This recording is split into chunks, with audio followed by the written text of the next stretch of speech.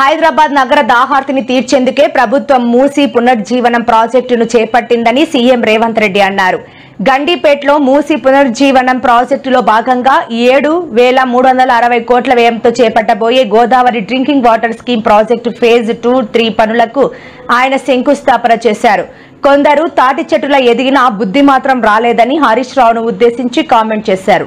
తాము మల్లన్న సాగర్ నుంచి గోదావరి జలాలను తీసుకురావడం లేదని, శ్రీపాద ఎల్లంపల్లి ప్రాజెక్టు నుంచే నగరానికి గోదావరి జలాలను తీసుకొస్తున్నామని అన్నారు. సరిపోవన్నప్పుడు గోదావరి జలాలను కూడా ఇక్కడికి తరలించాలని శ్రీపాద ఎల్లంపల్లి నుంచి గోదావరి జలాలను హైదరాబాద్ నగరానికి తరలించే కార్యక్రమాన్ని కూడా మనం తీసుకోవడం జరిగింది. ముఖ్యంగా రాజశేఖర రెడ్డి గారు ముఖ్యమంత్రిగా ఉన్నప్పుడు, శ్రీధర్ బాబు గారు మంత్రిగా ఉన్నప్పుడు శ్రీపాద ఎల్లంపల్లి నుంచి గోదావరి జలాలను తరలించే కార్యక్రమాన్ని ప్రారంభించుకుంటే అవి 2016 సంవత్సరంలో నగరానికి వచ్చినాయి.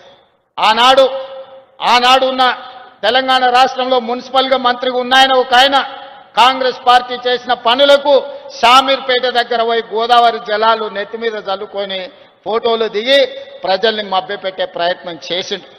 నువ్వు నెత్తి మీద గోదావరి జలాలు చల్లుకున్నంత మాత్రాన నువ్వు చేసిన పాపాలు ఎక్కడికి పోవు అని చెప్పి ఆనాటి మంత్రికి నేను చెప్పదలుచుకున్నా. ఒక ఆయన అంటున్నాడు, అయ్యా ఇది కాళేశ్వరం నీళ్లే కదా అని. ఆయన తాటి చెట్టు లెక్క వెరిగిండు కానీ ఆవగి తాటికాయ అంతా కూడా మోకాళ్ళల్లో ఆయనకు తలకాయ లేదు.